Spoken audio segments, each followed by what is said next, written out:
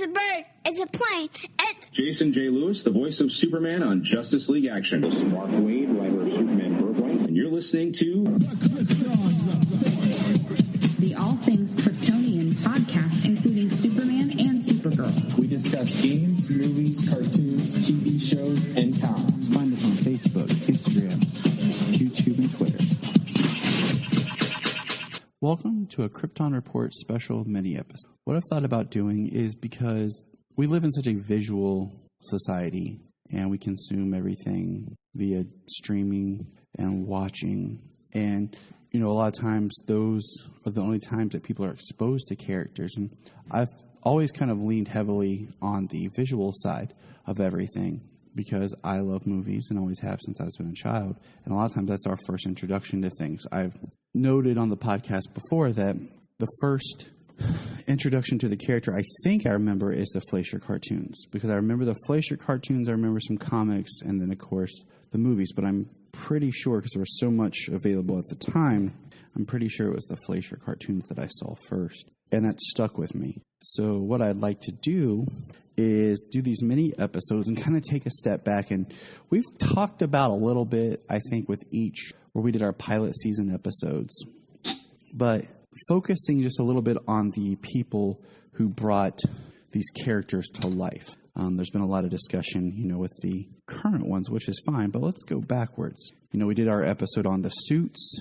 which helped inform some of these characters, and we did our episodes before on the people in the pilot season. So what I'd like to talk to you about today is what I've kind of dubbed the forgotten Superman. And it's nothing against the actor at all. It's just because of the style, he has been lost on everybody. So without further ado, I'd like to introduce this episode, The Forgotten Superman, Kirk Alyn. Now, Kirk was Superman. Some sinus issues going on. Gotta love the summer. Kirk was Superman for what was called the movie serial. They were short 10, 12-minute-ish episodes that would play before a movie back when there was no television. And he was the first live-action depiction. Now, there was the 1939 World's Fair, which would be a year after Superman debuted, where Superman was portrayed by actor Ray Middleton. So technically he's the first actor to play Superman, but there's not a lot we can go into about his Superman because it was just for the World's Fair. I wanted to mention him because he often is forgotten, and I understand, but Kirk has a little bit more of the legacy because we actually got to watch him act and portray both Superman and Clark. But I do want to give the shout out to Ray so that everyone knows I'm not skipping Ray Middleton. Now, let's talk about Kirk Alyn. Kirk Alyn was born October 8th, 1910, and sadly passed away March 14th, 1999. He was born John Frago Jr., who was an American actor best known for being the first actor to play Superman in the 1948 movie serials and its sequel in 1950, them being Superman and then Atom Man versus Superman. Well, that's pretty awesome, first of all. I think that's about 10 years after the comics. And we're getting, you know, the live-action Superman. He was also in Superman the movie.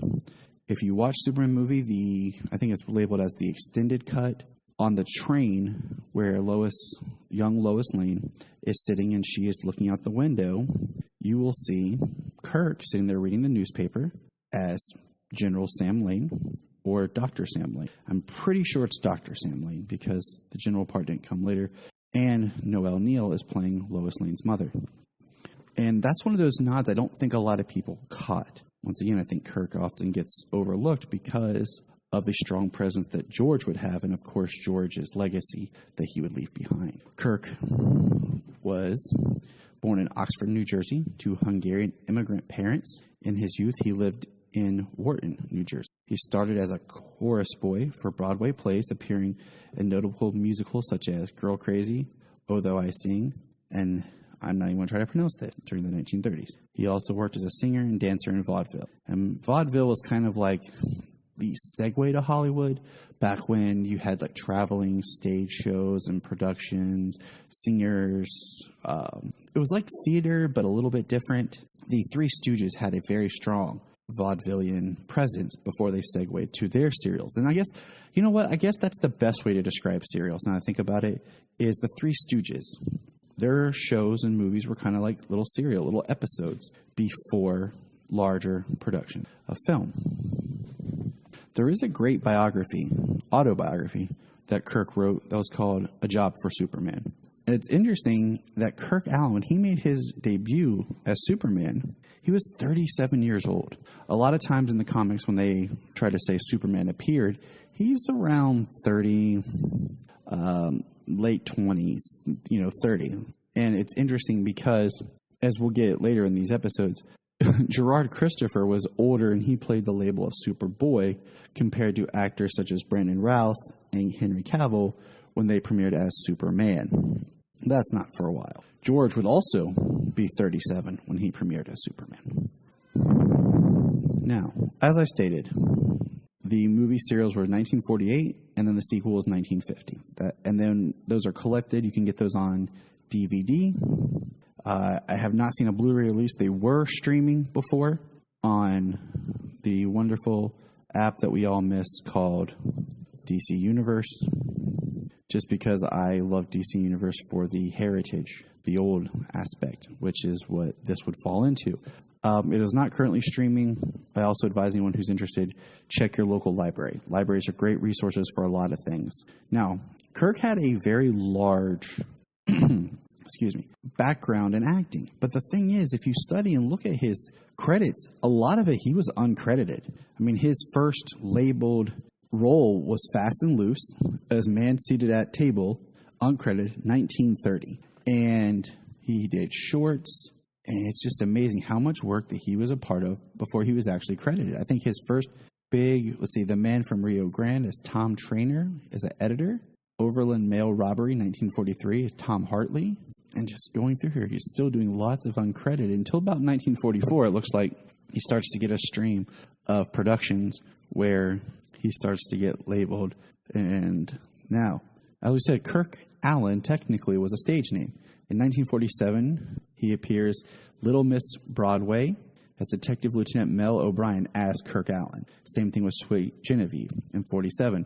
Which leads us to 48, where he appears as Superman. His last credited work appeared in 2018, the Halloween Planet TV movie as The Watcher. I'm going to have to track that down. Could be very interesting because that's after he passed. Before that, Scalps as Professor Machen in 1983. So, interesting career for a man. Like I said, he's often credited as the Forgotten Superman. Now, here's a quote from Kirk about Superman. I thought it was a publicity stunt. I didn't think you could ever put Superman on film. They brought the people from DC Comics over and they said, hey, he looks just like Clark Kent. They said, take off your shirt. So I did and flexed my muscles. Then the guy said, take off your pants. And I said, wait a minute. I was 37 when I played Superman. I picked up that girl and I ran up that flight of stairs like it was nothing. So that's, it just gives you an insight into the kind of man that Kirk was.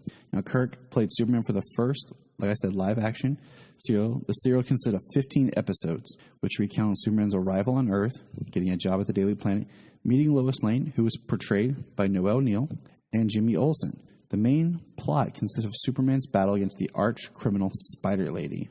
Interesting, right? Spider Lady, who I think in a lot of fans' eyes kind of almost gotten lost. Now, if you're currently reading the Batman Superman adventure, not adventures, that sometimes gets lumped with the Batman Superman comic. Right now, the Infinite Frontier, the Spider Lady is kind of mentioned. Won't spoil anything for that. Now, 2 years later, during the Atom Man vs. Superman, when it was released, featuring Lyle Talbot, who plays Superman's first iteration of Luthor. Now, I am not sure if it's Lex Luthor or just Luthor. I'm pretty sure it's just Luthor.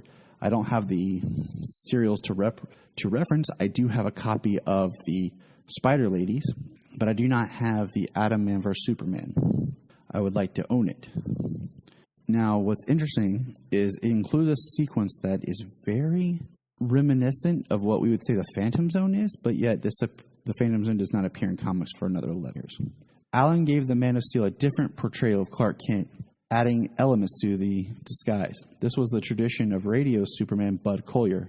By contrast, his successor, George, played the dual roles more alike, as pointed out in Gary Grossman's book, Superman Serial to Serial. That's serial with an S and serial with a C.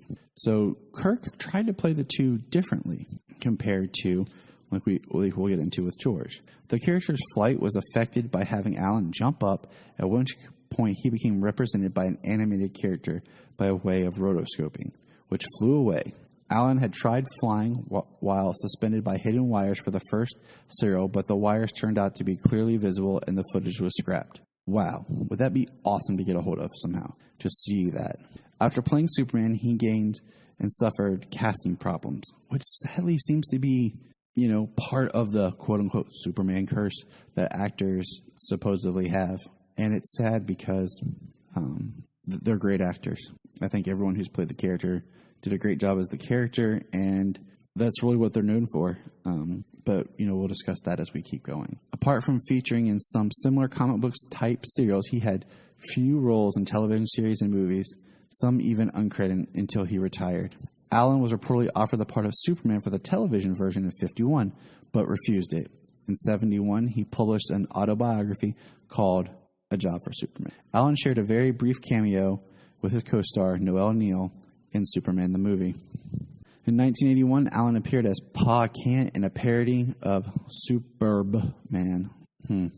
Alyn made his final movie, the horror movie Scalps, in 1983. In 1988, he participated in the 1988 TV special Superman 50th Anniversary Special as himself. He also had a very brief appearance in Battlestar Galactica episode.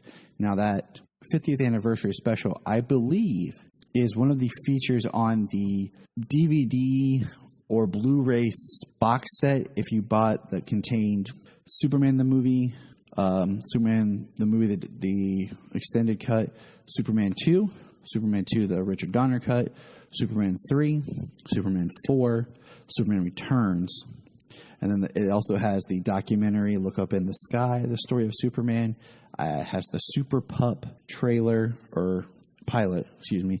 I think it has the 50th anniversary. I like that box set a lot. I have it. It's packed away because we are in the process of moving. And I wish they just would have included the Supergirl movie in that set. But that's a whole other story because it just would have probably done better. When Kirk first went to Hollywood, he met another dancer actress, Virginia O'Brien. They were married in 1942 and had 3 children, and they were divorced in 1955. Alyn died on March 14, 1999. In Woodland, Texas, at the age of 88 from Alzheimer's disease. He was cremated, and his ashes were scattered off the coast of California. Now, this is, I think, something very interesting that I learned from speaking to Jim Hambrick, and we'll get into who Jim is. Alyn was granted Marshal of the Metropolis, Illinois Christmas Parade and annual Superman celebration several times. In 1985, DC Comics named Alyn as one of the honoraries in the company's 5th anniversary publication, 50 Who Made DC Great. Now, Jim Hambrick runs the Superman Museum that I've talked about many times in Metropolis. I did an episode a few years back with Jim and his daughter, Morgan, and we talked about the museum and how it came to be, but Jim talked about, and this is why I use the title that I did, was that he knew Kirk. Him and Kirk were actually friends. Kirk was actually Jim's best man at his wedding. And Kirk told Jim, please don't let me be the forgotten Superman. And that's why I titled this episode The Forgotten Superman. Because I don't want that to be the case. Because if you've played the Man of Steel, you deserve at least some recognition and to be known in the consciousness. My father was born in 1957, and I had a picture hanging up in my cave of solitude of George and Kirk, and they were kind of spaced out, and my dad noticed the George, like, oh, that's cool. He was the first Superman. I said, no, Dad, he was the second. And I showed him the picture of Kirk and, talked about it. And it just kind of shows that even people of the time, my dad saw, of course, the George Reeves series and everything, didn't know about Kirk. I didn't learn about Kirk, till much later. And part of it is because we didn't have the resources. The serials weren't available to really watch or see or participate in. And, one of the best things to happen, I think, to Superman media was 2006's Superman Returns. Now, I say that because I remember I worked a job and I got off around midnight. And I got off work and I went to Walmart. It was around the corner from where I was working, and they had a huge display in the middle, and it was Superman. And they had all the media for sale. And it was great because right there set the DVD. I remember you could like find season 1 for everything. And I bought season 1 of Lois and Clark, season 1 of Superboy, because I knew that show existed, but it felt like no one else knew that it existed. And, this is 06. The internet's coming like to its full steam ahead. We had the internet, but we didn't yet have it really in our pockets like we do now. And there was the cartoon, and there was the first season of The Adventures of Superman.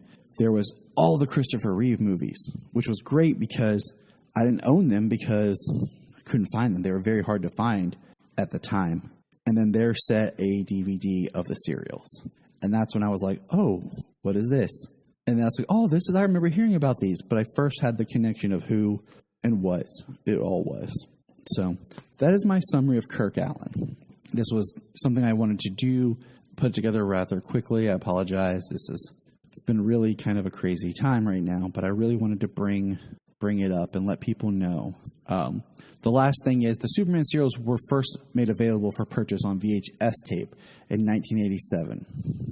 The serials were offered in 2 separate VHS tapes as Volume 1 and Volume 2 of the 2 films, Superman and Superman vs. the Atom Man. So right there you go. And I remember VHS was, it was everywhere, but I never remember seeing it. I have a story I'll share, and I'll share it again, I guess, with Superman 3.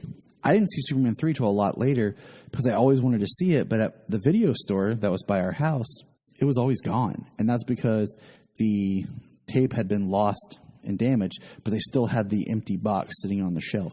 Now, Warner Brothers got the rights back because the rights for the serials were originally produced by Columbia. Columbia was the powerhouse back then for serials, I swear, because that's where the Three Stooges were and everything. And with the previous 2006 DVD release out of print for a few years, like I was talking about, on October 9th, 2018, the serials were re-released as a manufactured on-demand DVD from Warner Archive Collection. Warner Archive is great because it's basically you order it, they print it, and send it to you. It's really kind of neat. I like physical media, and that's probably how I'll end up having to get mine if I can't find the 2006 DVD set, which I'm also a big fan of used stuff. I think there's character to used books and DVDs, and I love going half price books. In conclusion, so I don't ramble, this is Tyler signing off on Kirk Alyn. Check him out. At least watch, the chapter 1 and 2, Superman Comes to Earth, and Depth of the Earth, to get a sense of who his Clark is, his origin, his Superman, and you'll be surprised at how much you will like Kirk. So, even in his limits of what he was technically able to do, there's some great things that he was able to bring out in the character. So remember, Look at it in the sky!